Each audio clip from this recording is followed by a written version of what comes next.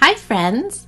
My name is Heather Moqtaderi, and I am going to guide you through a short tour of an art exhibition titled Re-materialize at the Arthur Ross Gallery at the University of Pennsylvania in Philadelphia. There are two pictures on the screen here. The picture on the left is an artwork by Jackie Milad, and it is part of the exhibition that I'll be showing you. The picture on the right is an autumn leaves art project based on Jackie Milad's artwork, and we will be providing you with instructions for creating your own autumn leaves collage. Before we get started, let me tell you a little bit about my job. As an art curator, it is my responsibility to select artists that will display work in our gallery and to make all sorts of decisions, like which artworks are displayed together, where they are hung, as well as what stories are told through the exhibition and what messages visitors to the exhibition come away with.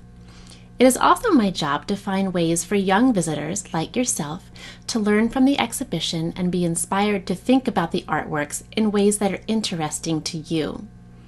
In this photo, I'm standing in front of two sculptures in the exhibition Re-materialize, which I'm going to tell you about now. The exhibition Re-materialize features 4 artists that use recycled materials in their artworks. I'm going to show you some images by each of these artists, tell you a bit about their artworks in the exhibition, and ask you some questions. I'd like to start out with a couple of questions for you to think about. What materials do artists use to create artworks? And what materials do you use to create artworks? You might want to pause the video here if you'd like to think about this or discuss if you're in a group. So the first artist that I'll talk about is Anatsui. Anatsui is an artist from the country of Nigeria on the continent of Africa, and he has used many different types of materials to create artworks throughout his life. He is very famous all over the world for his artworks that use tiny pieces of metal to create very large sculptures that hang from the ceiling or the wall. Here is a photo of the 2 wall-hanging sculptures by Anatsui in the exhibition Re-materialize. I'd like to tell you a little bit about this sculpture, which is titled Sacred Moon. Since this is hanging on the wall and has so many interesting colors and patterns, it looks almost like a painting or maybe a tapestry made of woven fabric. But when we look at the medium that Anatsui made this in, we see that the medium is found aluminum and copper wire. The found aluminum is a metal that comes from something specific that the artist has used to put together this large painting-like sculpture. Can you guess what the metal might have originally come from? I'm going to zoom in a little bit here for you. And I'll show you this picture from the side. And you might want to pause the video if you'd like to think about it for a moment. And here's the reveal. The material is bottle caps, hundreds and thousands of bottle caps. I've included a photo of some examples of this type of bottle cap so you can better imagine the original material. Anatsui gets large amounts of colorful metal bottle caps from a recycling center and then works with a team of art assistants to hammer them flat and piece them together into beautiful artworks. It's pretty amazing that Anatsui is able to make bottle caps from a recycling center look like precious materials. I often think that his artworks look like silver and gold tapestries because of the way that the material shimmers. There's a lot to say about Anatsui's artwork, but he doesn't want people to take any specific meaning from his sculptures.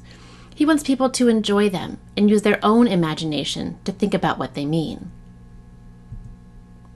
I will say that the patterns and colors in Sacred Moon are similar to the patterns of traditional West African kente cloth. This sculpture makes me think of the rich history of the region of West Africa where Anatsui comes from, and all of the people that have lived there over time, and the many cultural traditions that were developed in that region. I also feel that this sculpture shows us how incredible things can be created from really simple items that we don't usually consider as art-making materials. Moving on to our next artist. On the left wall in this picture, we see a display of artworks by Alison Saar, who is an artist who lives and works in Los Angeles, California. I'm going to focus on Alison Saar's artwork titled Breach, which is displayed at the very center of our gallery. You'll notice that the medium listed here is woodcut on vintage grain and seed sacks, or bags. A woodcut is a type of print where an artist carves a picture onto a block of wood, then inks the block and stamps it. Usually, woodblock prints are done on paper. Alison Saar used an experimental process where she stamped the woodblock on an old seed sack. Alison Saar made an edition of 18 of this print, meaning that she printed this 18 different times on 18 different sacks. Here's a close-up view of Breach. What do you notice about this figure? You might want to pause the video here for a moment to think about what you see, or talk about it if you're within a group. There's so much to notice in this artwork that it's hard to know where to begin. Alison Saar has created an image of a woman, a female figure who is completely undressed, but she has all of these antique-looking household items piled impossibly high on her head. I see a frying pan and a rocking chair, and the kind of trunks that you might keep clothing in or use as a suitcase. The woman's skin is brown, and it appears that she has no eyes. She's standing on a raft, using a tool called a punt to move herself along in the water.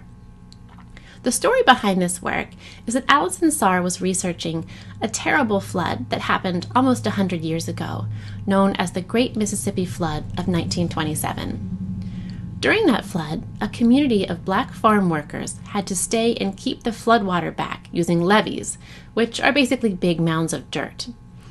Alison Saar was thinking about how unfair it was that this community had to stay in a dangerous situation, while the wealthy white farmers fled the area for their safety. I see this artwork reminding us that people who don't have wealth or resources are often the people that are left in harm's way during natural catastrophes like hurricanes or floods. I also notice that this woman looks very strong to me. She makes me think of the word resilience. This means the ability to recover from a bad situation. Although this woman is facing great difficulty, she is strong and carrying on. The way she is standing reminds me of a famous type of ancient Egyptian artwork called a guardian figure. Here on the right is a guardian figure from the Metropolitan Museum of Art. This type of figure is often shown in this stance with one leg stepped outward and holding a staff or a crook. Alison Saar knows a lot about art history, so we find references like this in many of her artworks. Alison Saar's mother is a famous artist named Betty Saar, and her father was an art conservator whose job it was to repair all sorts of artworks from many historical time periods. I'll leave the question of why the woman's eyes are empty to you. Many of Alison Saar's images are shown this way, with no eyes. How does that make you feel? What do you think she's trying to say? There's no one right or wrong answer, and I hope this makes you think more deeply about Alison Saar's artworks. Our next artist is Shari Mendelson, who lives and makes her art in Brooklyn, New York. Here's a close-up of one wall with a display of Shari Mendelson's sculptures. As you can see, she likes to create sculptures of animals, including both real and mythical animals. I'm going to go in closer to this sculpture of what she calls a double deer. Before I tell you the medium or material, do you have a guess for what this is made of? I'm going to show you a close-up so you can have a closer look. You could pause your video here for a moment if you'd like to think about this material and take a guess. Shari Mendelson's sculptures are made of plastic. To be even more specific, they are made of plastic bottles. She collects bottles like Tropicana orange juice bottles, soda bottles, and almond milk containers, and cuts them up and glues them back together again. After playing around to make them look the way she wants them to look, She coats them in other media to make them really sturdy and covers them with a glittery material called mica to make them shimmer. Shari Mendelson is fascinated by artifacts made a long time ago that are shown in museums, and many of her sculptures are inspired by ancient artifacts. For example, someone sent Shari Mendelson a photo of an ancient bronze deer in a museum, and she used it as the inspiration for this delightful double deer sculpture. Just like Anatsui's sculptures are made of bottle caps, I think it's incredible that Shari Mendelson can turn old bottles from the recycling bin into stunning works of art. Finally, I'll end our tour with Jackie Milad, whose artworks are shown across the gallery from Shari Mendelson's sculptures. Jackie Milad lives and makes her art in Baltimore, Maryland. This artwork by Jackie Milad is called Catracha 2, and I'll start by letting you know that the word Catracha means Honduran. Jackie's mother is from Honduras, a Spanish-speaking country in Central America. That makes Jackie part Honduran, but her father is from Egypt, a country in the northeast corner of Africa where it meets the Middle East. Having parents from two different countries and growing up in the United States gives Jackie a really special cultural identity that she shares in her artwork. Jackie Milad works in mixed media, which means exactly like what it sounds, a mix of different media or materials. I bet you might have created some artworks in mixed media yourself. I'm going to show you a detail of Catracha 2 because there is so much going on. What are some of the things that you notice in this artwork? What can you see in this picture? You could pause your video here if you'd like to think about it a bit more. When I look at this, one of the first things I notice is a pair of eyes peeking out from the gold fringe. This makes me wonder who this is peeking out. Is this the artist? Could it be anyone? Why are they hiding, or what is covering them up? I also what looks like an Egyptian guardian's crook, like the one from the Egyptian guardian figure that I showed you with Alison Saar's artwork. I also see a pattern that reminds me of bricks or stones, and then I think of the stones that the Egyptian pyramids are made of. There's so much to see in this artwork, and the pictures and little bits of words that Jackie Milad uses are all painted on top of one another. It's interesting to think about the cultures that we come from and how there are traditions and pictures and different languages that all come together to make us who we uniquely are. Do you ever make artwork that expresses who you uniquely are? Thanks for taking this tour of the exhibition Re-materialize at the Arthur Ross Gallery with me. Now, I'd like to share an art project based on a collage in the exhibition. This is Sarah Bloom, the artist and teacher who created this project for you. You can see that she has her supplies all ready to create this project on her work table. The art project is called the Ode to Autumn Collage. And the artwork that Sarah Bloom chose for inspiration is called Little Buildings and Little Walls. In the picture on the left, you can see how this artwork is displayed in the exhibition. And on the right is the artwork itself by Jackie Milad.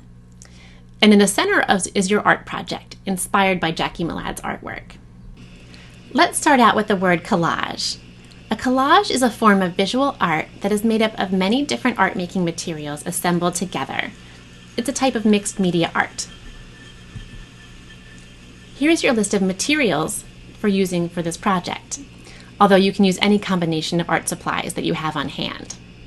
You'll need paper for the base, collected fall leaves that you can gather from your neighborhood park, cut paper in varying shapes and colors, a glue stick, pastels or crayons, watercolor paints, and a paintbrush. The first step is to get outside, enjoy the cooler fall weather, and collect a variety of beautiful fall leaves.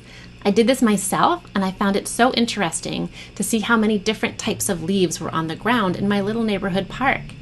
You might even take the time to identify the types of trees that the leaves came from and think about why leaves change color in the fall. It's a fun way that art can come together with science.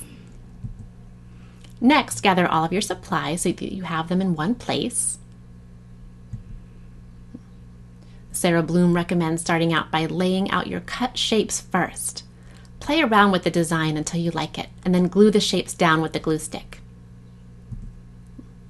Next, you'll trace the leaves that you collected. We recommend tracing each one about 3 times and overlapping them to create new and interesting shapes.